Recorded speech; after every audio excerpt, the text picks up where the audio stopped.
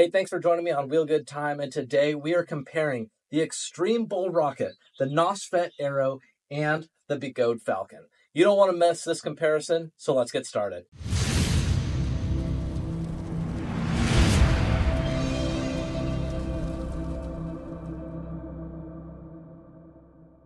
Thanks for joining me on Wheel Good Time. And today we have a very special episode. We are joined today with Diego from Vertex Pads, and we're going to be discussing all three of these wheels. We have all had experience riding, playing with these wheels, having a lot of fun on it. And we're going to be comparing everything from the build quality to the suspension to the lighting, the power, everything. So let's get started with something that everyone loves to talk about and discuss, the power. With the Rocket, you can get up to 45 miles per hour. With the Aero, we're able to get up to about 34 miles per hour. And what is it on the Falcon? Be able to break 30, but I wouldn't expect to go much beyond that. As far as the power is concerned, what did you find to be some of the differentiating factors between these? Yeah, so coming from riding the Falcon for several hundred miles now, I love how responsive and zippy off the line that it is. It doesn't have crazy top end, but it's got low end torque. I expected the Rocket to overshadow both the Aero and the Falcon, but the Aero shines through the rest. Right off the line, it just feels so zippy and responsive and playful. It's very impressive. So another important thing to consider is the fact that the Falcon has only 100 volts. The Aero is 126 volts, and the Rocket is 168 volts. So really, the Rocket is by far the most powerful wheel out there. In fact, just yesterday, I was doing a little bit of speed tests on it, and while I don't have much experience on the Falcon because I don't own it, I haven't personally reviewed it, but I've ridden it. It's great, but as you said, the top speed is maybe 30 miles an hour, and you're pushing it. Mm-hmm. With the Aero, you're able to get up to about 34-ish miles per hour. Personally, I get beeps at around 32, 33 miles an hour on the Aero, but on the Rocket, I went on a little speed test, and I wasn't pushing it to its limits, but I beat the record for these. I hit 35 miles per hour, and that's GPS speed on the Rocket, and it wasn't beeping at all. So really, it's not false advertising at all. The Rocket absolutely is super, super capable, and without a doubt, the most powerful wheel on the block. It's debatable whether you're able to access all that power. You know, that's true. And really, that's, in a way, a safety feature of the Rocket, where I'm just going as fast as I want on either one of these wheels, and I'm hitting the top end of it, and you start to beep. Mm-hmm. In fact, the Aero, it's begging for you to go faster. When I go 32 miles an hour and I hit the beeps on it, the wheel feels so stable, and it wants to just go. Mm-hmm. But with the Rocket, I know that with any of these, if I hit about 35 miles an hour, I'm feeling sketchy. If I do something wrong on one of those wheels, hit a pothole wrong or whatever, I could die.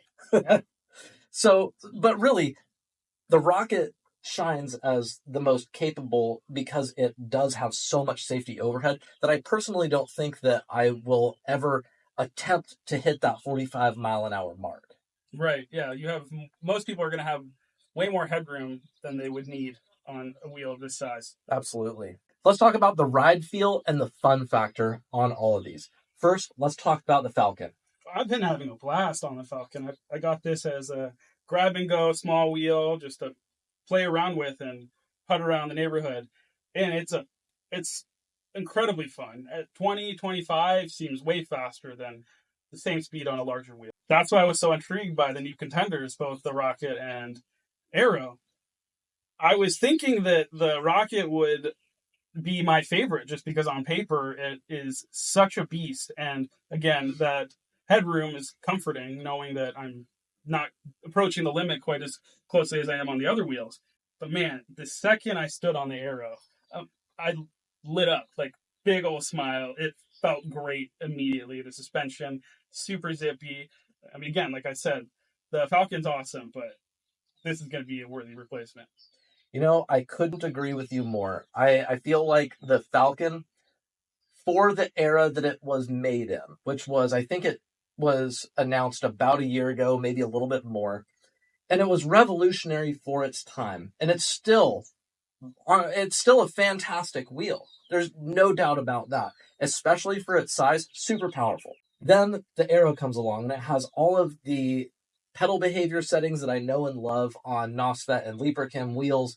You're able to just customize how hard you want the pedals, how much acceleration assist that you want. It's super, super, super customizable. And being a total nerd myself, I really like that about the Aero. And the Falcon and the Rocket both have pretty much the same style firmware. They have pretty much the same style display. They use the same app after all. They both use the Begode app to be able to do firmware updates and do whatever you want. But both of these just have soft, medium, and hard pedals mode, and that's pretty much it. Whereas with the Aero, it's super duper customizable, and that's personally, as someone who likes to tinker, I really like that about the Aero. Yeah, and so you can personalize the feel of the wheel much more on the Aero than you can on any of the Begode or Extreme Bull wheels. It's nice to have some customization, but they just don't provide the same granularity as something like this. Absolutely. It's unreal the stage that we've currently gotten to now with wheels at this small of a form factor pushing 168 volts, where this is the same power as like a Sherman, which was revolutionary, which was a bigger wheel. And now you have that power in something so small, and it's escalated or elevated up until the stage we're at now. But I think that there are diminishing returns with that because again, the difference in ride feel between the Rocket and the Aero was not what I expected. Again, on paper, the Rocket has a ton more headroom, but I didn't really feel that translating to a huge improvement. I agree with you on that. It is really nice that we're able to access that much power, but it doesn't feel like it's quite as refined as it is with the Aero. I feel like, in fact, that the refinement is higher on the Falcon. Am I crazy? I mean, no, I kind of understand what you're saying too. The playfulness of it. I would say the Falcon is more playful than the Rocket. Again, I haven't tuned that to my liking, but I've gotten a good impression of it so far, and yeah, I think you're onto something. All right, so now let's talk about the suspension on this. On the Falcon, we have 60 millimeters of suspension travel, and that is a vertical coil stanchion variety. With the Aero, we have 70 millimeters of suspension travel, and that is a coil slash oil hydraulic shock made by Rflow XA. Nosfet, instead of making their own suspension in house, they decided to outsource it by a reputable suspension company. And with the Rocket, we have the most suspension travel out of all of them, which is 100 millimeters of suspension travel. And with the Rocket, this also has a coil and oil hydraulic stanchion type shock. Very similar, in fact, to the Aero, except it has significantly more suspension travel. What do you think about how all of these performed when we were doing our tests? For in order of my least favorite to my favorite suspension, it would be Falcon, Rocket, and then the Aero. It just feels so refined, so smooth, so responsive. With the Falcon, it helps cushion a lot of the bumps, but I also have to be the suspension too. I really absorb a lot of that impact because it's very easy to bottom out. The Rocket, that extra travel is really nice. It just doesn't seem like it's quite as responsive as the Aero, and I probably won't need 100 millimeters most of the time. But yeah, in terms of the feel, the Aero was more impressive. It just seemed like it just glides like butter. Right. I absolutely agree with all of what you just said. With the Falcon, the way that you adjust the suspension is to take off the top cover, and you have to adjust both of those. Now, is one side compression and one side is rebound, or are both of those just compression? Do you know? I do not. No, I don't really think you can tweak those settings. It's just about the spring rate that you want. Okay, and that's an important point. With the Falcon, you can get the orange spring or the black spring, and one of them is actually a more stiff coil. So that's pretty much the only way to adjust it, other than cracking open the top cover and twisting the knobs. With the Rocket, which is, as we agreed, number 2 in terms of the suspension is concerned, it does have some adjustability. What you got to do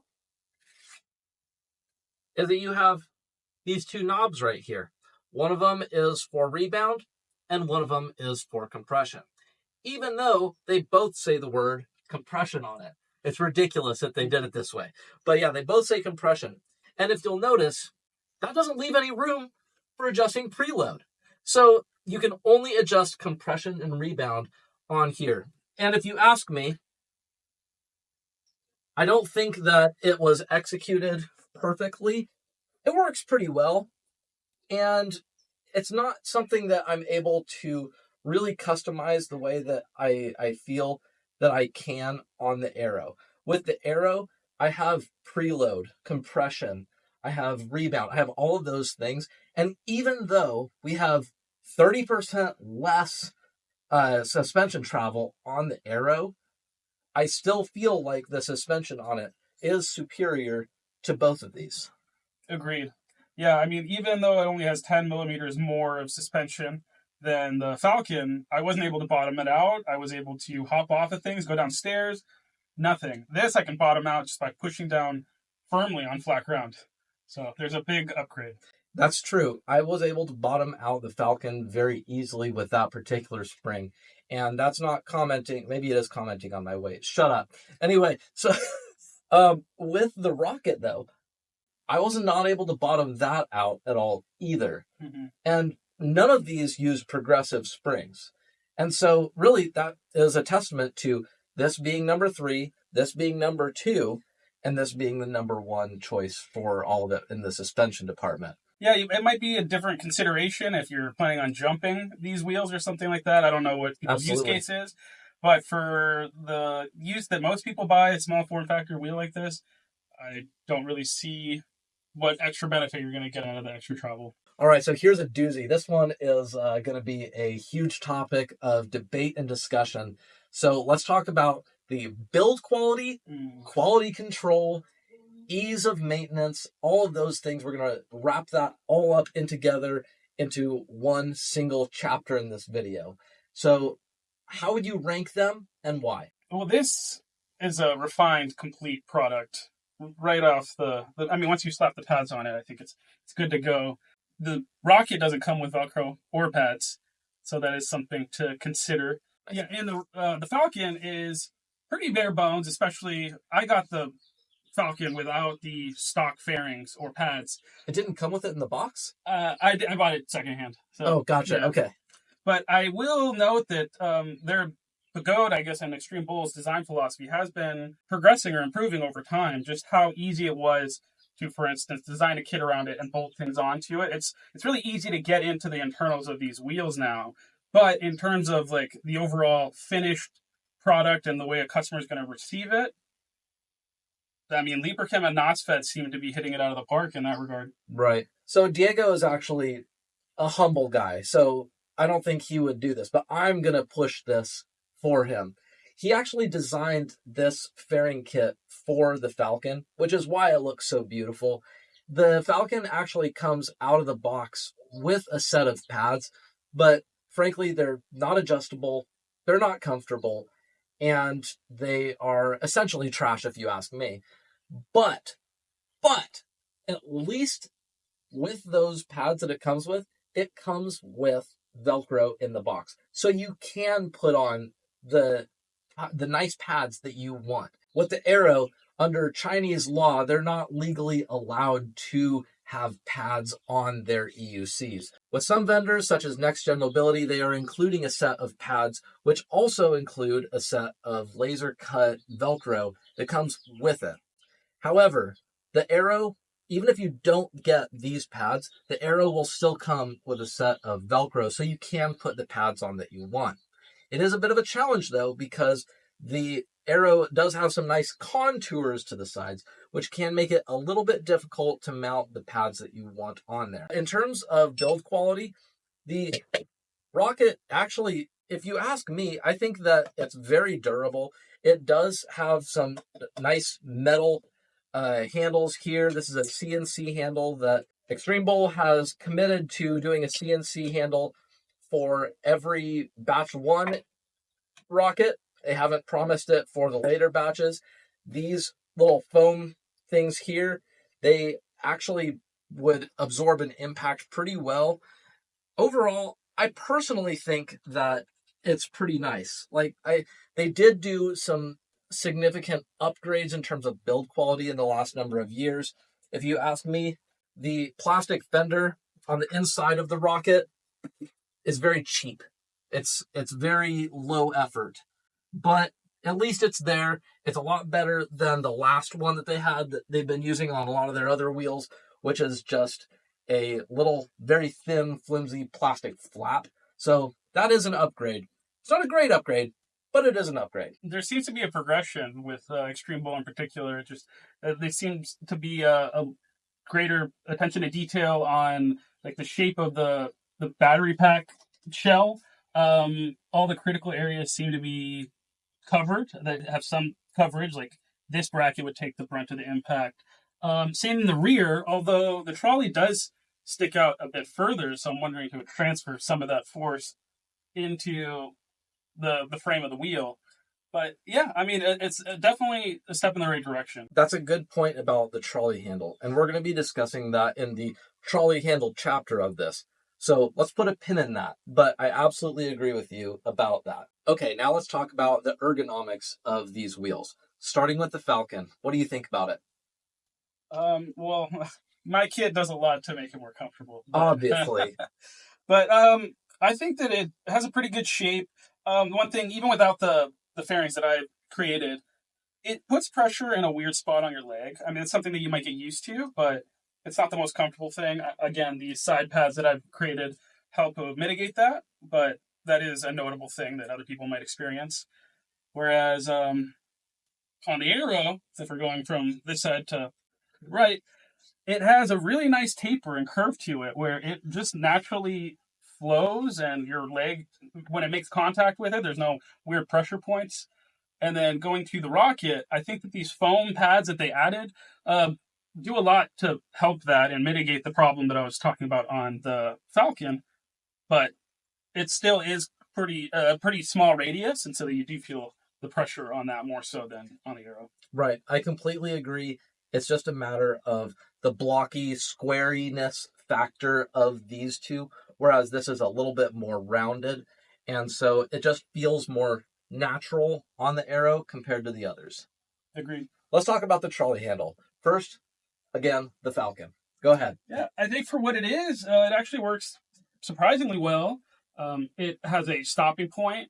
The biggest critique, I guess, most people would point out is the fact that it doesn't lock, which hasn't been an issue for me. I guess it's not a very heavy wheel, so it's not a big concern, but it would be nice if it stayed up in the upright position. Locking and releasing it is very easy with the mechanism right here. And then you have more experience with these two wheels, so. Yes. Whoa. So with the Rocket, this is the same trolley handle that they use on other Extreme Bowl wheels. And if you ask me, it's a bit of a swing and a miss. It's a bit on the short side, and I'm not a tall guy. I am 5'7", and it just feels a little bit short. It's not terrible, but I do feel like it's a bit on the short side for walking around. And then on top of that, when you need to lift it, it kind of gets in the way of the rear handle here. It is nice that it locks in the up position, but then when you have to lift it, it just feels a little weird. It's not bad, not great, But then let's talk about the Aero. What do you think about the Aero's trolley handle? Oh yeah, I mean, I like the design. It seems like they put a lot of thought into it. The multiple ways of releasing it, and the fact that it just kind of blends into the body. And a lot of people were asking about the trolley handle because they didn't even notice there was one. Yeah, that's a good point. A lot of people didn't even realize that there was a trolley handle on it because it blends so well. And so the locking mechanism at the bottom is just this little bar right here. And I was actually a bit irritated when I find out that the Aero doesn't have a locking mechanism in the up position. But actually, that was just me being stupid because this stays in the up position through tension. And so it's really not anything to worry about. You can do what you need to do and it stays in the position, except when you're just hitting it like this, like me. But in general, yeah, if you need it to do anything, you can you can move it, but it stays put the way you want to. On top of that, we have a central lift handle here. So that is a big thing that is absent on the other two wheels.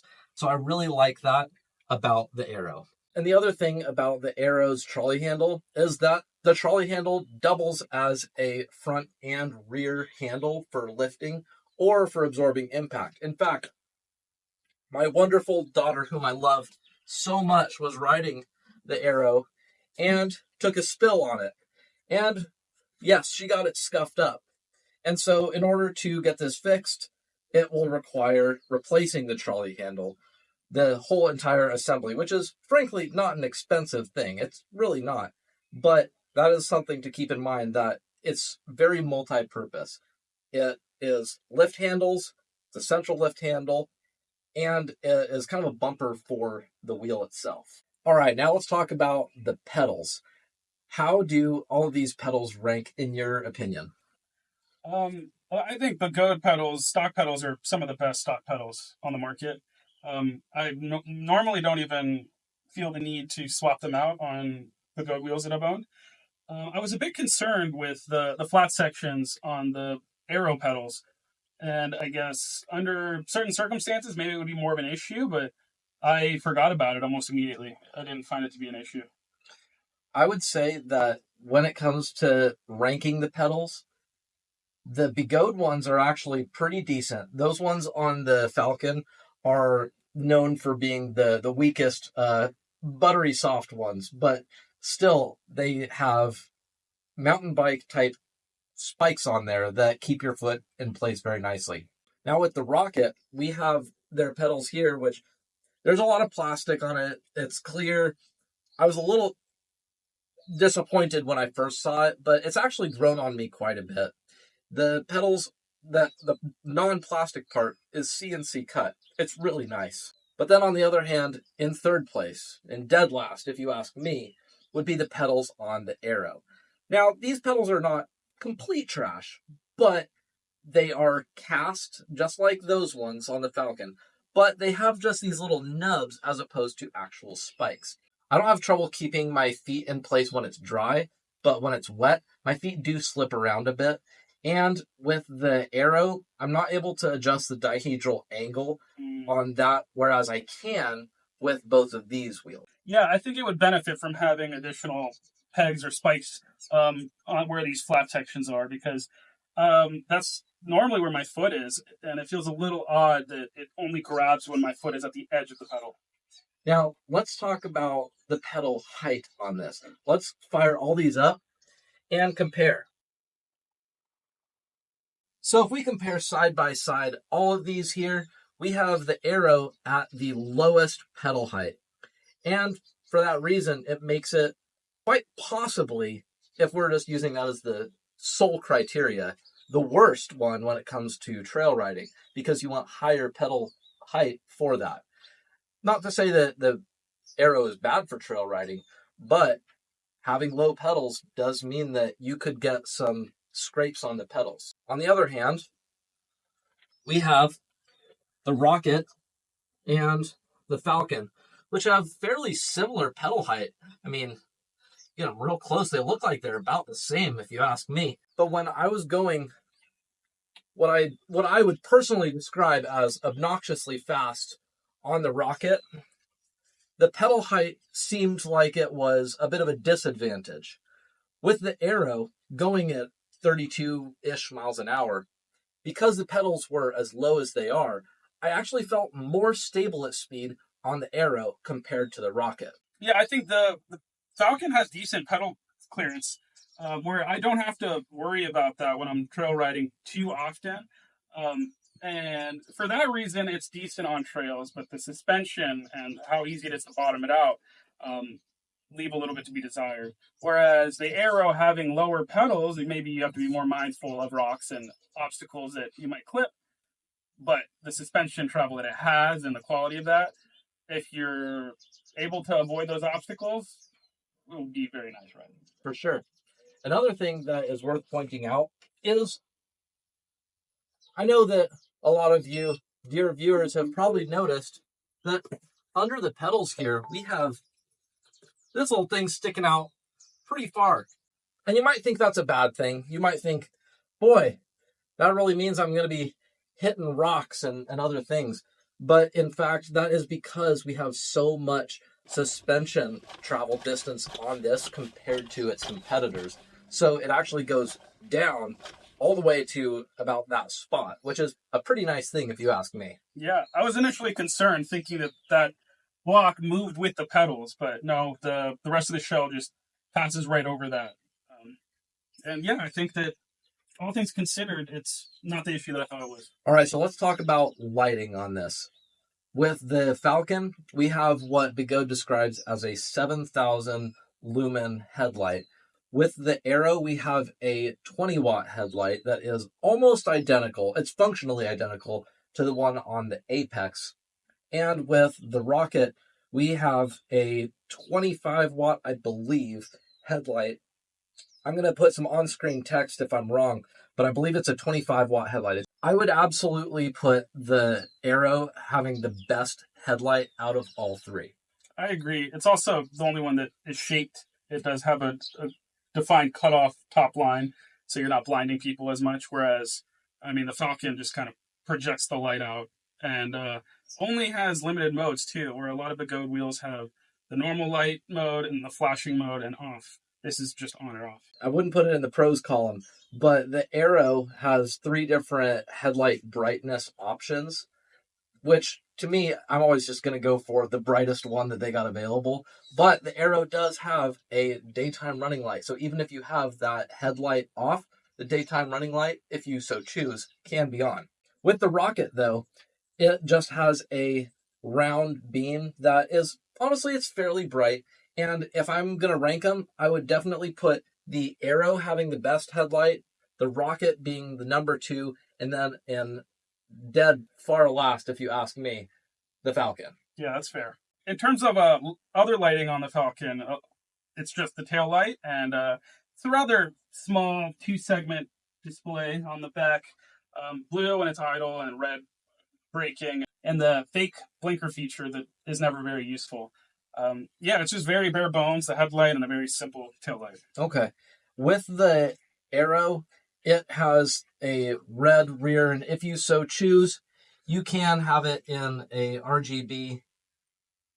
It's really hard to see, and frankly, I don't even know if I'm doing it right at the moment because I'm trying to do this for you viewers. But in any case, you can have it set to be a RGB, moving different colors, which is nice for some. Personally, I'm not a fan of that. I just like red. Red in the rear, and then make it extra bright when I'm braking. That's it. That's all I care about. Now with the Rocket, we do have these wonderful red atmospheric lights that are on the front and back. And frankly, I don't like the fact that you have red lights in the front because when you're on the road, it means that's the back of the car. Yeah, people expect you to be facing the other way when they see the red. Right. But as I think about it, I don't think there's any taillights on the Rocket. This is it? I don't know how we missed that. Yeah, I think that it's just the lights on the show. That's ridiculous. All right, quick correction. We had to go and investigate this problem. And so as it turns out, these rear lights do flash when you're braking. So there are actual tail lights on this, but what were you saying about it? When it's darker, it'd probably be a lot more noticeable, but during the day, I kind of had to strain to even see what was going on. Admittedly, it is tough though to see the head brake lights on pretty much any of these during bright daylight. So, And less necessary, too. right. So, while I agree with you that it's a bit on the dimmer side in bright daylight, they're all kind of that way. So, I rescind my previous complaints about this. It's really not as bad as what we originally thought. Yeah. So, sorry, Extreme Bull. It does have brake lights. Okay, so Diego, tell me what you think is the most out of the box, turnkey, ready to go wheel out of these three. Well, it's not this experience that I had because I bought the Falcon secondhand, but that comes with everything you need. It had the full set of pads stock. Rubbish pads. The pads nonetheless. Yes, there's technically pads that come with the Falcon, although if you ask me, you're probably going to want to throw those in the trash. With the Aero, it does not come with pads unless, of course, you choose a vendor that has it. And so you're going to have to buy a set of pads, potentially, depending on your vendor. And frankly, you can only choose a few different varieties of pads that fit the contours. With the Rocket, you don't get pads. So the least ready to go would be the Rocket. I would say the second place would be the Aero. And then number one out of all these would be the Falcon. That is the only one that out of the box is ready to be ridden by the buyer. Yeah, make sure it has a bit of charge and you're immediately ready to hop on this wheel and start riding. Good point, though. All these come in transport mode. The Aero has a manual that says how you can get it out of transport mode. Basically, you just plug it into the charger. With the Falcon, nowadays they do have a little manual that has a little blurb in there that says how you can get it out of transport mode. But it's mostly just a brochure of their other wheels that they have available. With the Rocket, though, there really is none of that. It's just a spec sheet. While this could be a decent first wheel for someone, they're going to have to know how to take it out of transport mode, which is not hard, but they don't tell you how to do it. And you're going to have to get pads and Velcro for this wheel unless your vendor includes it in the box. It'll probably be a great experience, but there is a little bit of setup required to get going. Sure. Now, lastly, let's talk about value. The 50S battery version of the Falcon is currently about $1,600 US. With the Aero, it's about $1,900 US, depending on your vendor. And then the Rocket is about $2,200, $2,300, give or take. Which one has the best value?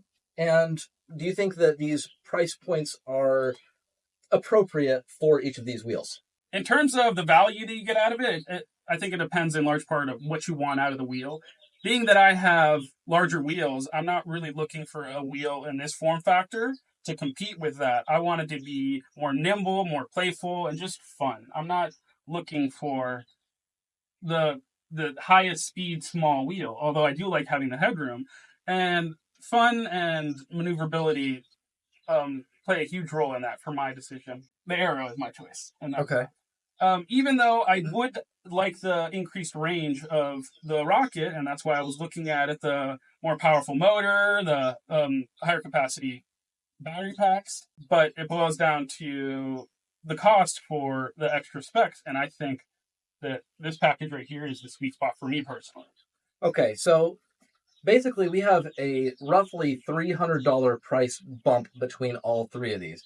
$1,600, $1,900, and then a bit higher of a bump, $2,200 or $2,300. If you're looking at e-wheels, I think it's $2,500 right now due to the tariff situation, but we're not going to get into politics here in this video. The value for the Aero, in my opinion, is very, very high because even though it doesn't have the specs of the Rocket, they really spared no expense in the build quality. This thing is beautiful. And really, like the side panels, which are honestly kind of hidden because of the Velcro that the pads are on. The contours, the curves, the R&D that they put into it, they obviously spared no expense, and they're delivering it to the customer in a really amazing package that I think that the price tag on it at $1,900 is very appropriate. With the Falcon, it is getting a bit long in the tooth. It's kind of an older wheel at this point, older air quotes, because I mean it's like what, a year and a half old. Things move fast in the EUC space. Yeah, but honestly, I think that price tag is still appropriate. You're still getting a good wheel out of it. I think that people that are going to be buying the Falcon will still be very happy with that. Now, with the Rocket, I think that the $2,200-ish price point is a pretty appropriate one. Personally, I wouldn't pay the $2,500-ish that some vendors are doing. It's just, I don't think it's worth that extra $300 if you ask me. And the same thing for these other ones. If you're paying above the price that we're discussing, I don't think it's really worth it. The Rocket, the reason why it's the price that it is because of the specs. It has more battery, it has more juice. And so that costs money. It costs the manufacturer money to make, and therefore it obviously has to come down to you. But I think that with the Rocket, it doesn't have anywhere close to the level of refinement that the Aero does. I would say that it is almost to the, or excuse me, I think that the Falcon has a little bit higher level of refinement by a hair compared to the Rocket. What do you think? Yeah, so the Falcon impressed a lot of people when it came out, just the new design philosophy. And the Rocket is very similar in that regard, but as you've noted, just the level of quality and attention to detail, the lines, shape, aesthetics, all of it for the Aero is next level. Yeah, it's definitely by far the best in terms of the looks, but you're not paying for that look. Right. With the Rocket and the Aero, I think the price tag is pretty appropriate. I think that they are all right where they need to be in terms of the value and what the customer pays. So, question for you: do you still make the same consideration as a buyer if this is going to be your only wheel? Oh, man, you're throwing me a curveball here. Okay, all battery capacity plays a big role in that. Yeah, go ahead. Okay, let's hear your thoughts. I personally bought the Aero before I knew about the Rocket, and the Falcon had been out for a while. The Falcon has pretty good reviews. It's a good wheel. But when I saw the Aero, I just knew something about it. It captured my heart. Before I even saw one in real life, I just saw the 3D renders of it on the internet, and I said to James, the owner of Next Gen Mobility, the Aero is going to be the biggest selling wheel in 2025. This is going to be amazing. And I don't mean to brag or nothing, but I was right. I don't know what the sales levels were on the Falcon. The Aero is by far the hottest selling EUC of 2025. The Rocket, it is still fairly decently selling, but it's nowhere close to the Aero. If I was to buy one of these, I still would go personally with the Aero, even though I think that both of these wheels are good. But if I was going to be doing just one and done, I would still go with the Aero. And the reason for that is, even though it doesn't quite have the specs that the Rocket has, if I'm looking to go extra fast, I'm going to go with a bigger wheel. Sherman Lynx, Nosfet Apex. I mix those up all the time. Huge caveat. The Rocket, if you ask me, is the most versatile of the three. Oh, yeah. Because it does have a bigger tire. It does have the most range out of them. And if you swap out this tire for a knobby tire, then it will be, if you ask me, the best performing on the trails out of all of them, because it has the most torque and it has pretty high pedals and plenty of suspension travel. Yep. So yes, I would still personally go with the Aero, but The Rocket is, in my opinion, the most versatile out of all three. I completely agree with all of that. All right, everyone, that is our comparison of all three of these wheels. We thank you for joining us. Tell us what you think is the best wheel and why in the comments section. And if you don't mind, hit that subscribe button and definitely check out the video description where we have a link to vertexpads.com and nextgenmobility.org's website where you can get the best value on all of your EUC needs. Thanks for joining us, and I'll see you next time.